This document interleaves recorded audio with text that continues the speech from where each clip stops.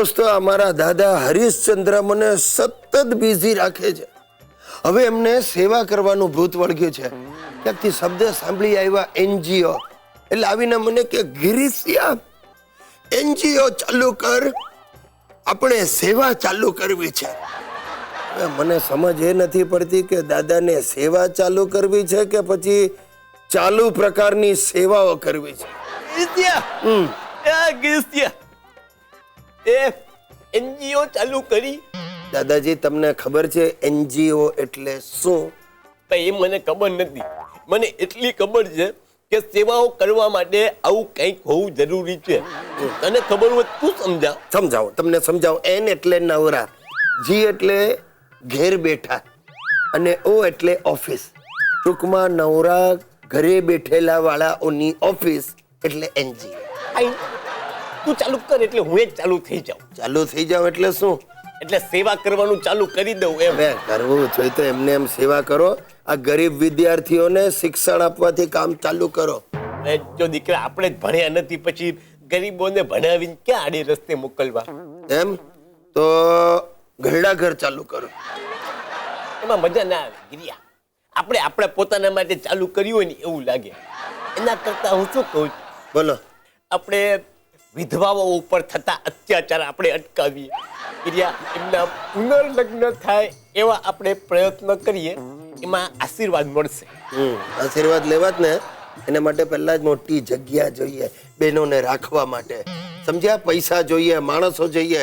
આ બધું કે આવશે ક્યાંથી? આ છે ને પણ જગ્યા એટલે જગ્યામાં આપણું ઘર. બરાબર છે.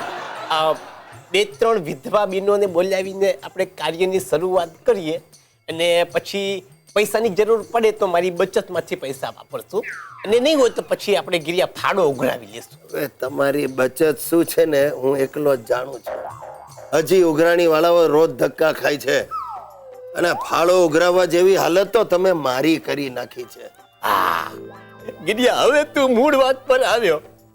NGO એટલે નવરા ગિરીશની ઓફિસ. મિત્રો, આજે મારી તિથિ છે, એટલે લગ્ન તિથિ છે. કોઈકે કહ્યું છે કે ભાઈ જેની ઘરવાળી સારી એનો સંસાર સારો. મારે તો બાવાના બેવ બગડ્યા છે. સંસાર ખારો છે ને મારી ઘરવાળી સુસલી સાવ મોળી છે. દરેક વાતે એને વાંકું જ પડે. હું બોલું ને એનો વિરોધ જ કરે હંમેશા. આ તમે નહીં માનો, આજે હોંશે હોંશે સવારે ઉઠીને મેં કહું, સુસી, આજે આપણા લગ્નને 16 વર્ષ પૂરા થયા.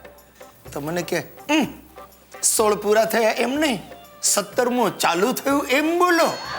એક વાતે એને વાંકું જ પડે છે ભાઈ. શું છે મિત્ર ગિરીશ?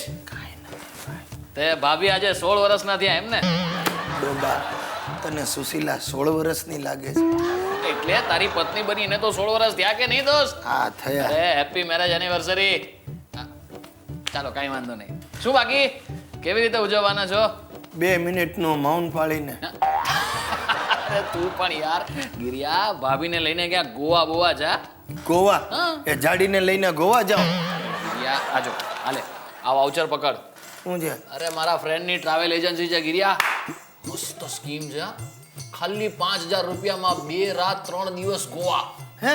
ખાલી 5000 રૂપિયામાં. શું વાત? હા હાલે આજો આ કાર્ડ ઉપર એનો નંબર છે. હમણાં ને હમણાં ફોન કર અને ટિકિટ બુક કરાવી લે. અને ભાઈ પેલા 5000 રૂપિયા આપી દે.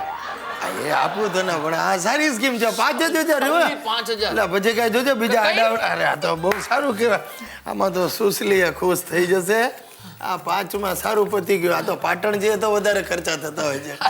ચાલ ગિરિયા, હું રજા લઉં, પણ સાંભળ, ફોન કરીને ટિકિટ બુક કરવાનું ભૂલતો નહીં. ના ના, ટિકિટ પહેલી બુક કરાવી દો. હા, હવે કઈ સવાલ? 5000માં વાહ, મજા પડી ગઈ, લોટરી લાગી ગઈ. આમાં સુશલીએ ખુશ, હું ખુશ, ગોવાની ગવર્મેન્ટે ખુશ. આ નંબર લગાડવા દે ભાઈ. હેલો, मिस्टर ओपी कस्तूरी? हाँ जी, हाँ, ओ मैं लुकेश का मित्र बोल रहा हूँ, गिरीश. अच्छा, वो गोवा का बुकिंग किया है? हाँ, वो वाउचर दे के गया 5000. तो अभी टिकट बुक करने का है, तो कैसे करेंगे? 10,000 रुपया टिकट का, 6,000 रुपया खाने पीने का. और 2000 रुपया टैक्स, ये सब ऊपर से देने का? अरे पर तो हमको यह 5000 दे के फायदा क्या? ऑटोमेटिक मिक्सर ग्राइंडर फ्री दिया किसको? લુખેશ કો એની જાતને હાલો મને ગ્રાઇન્ડ કરી ગયો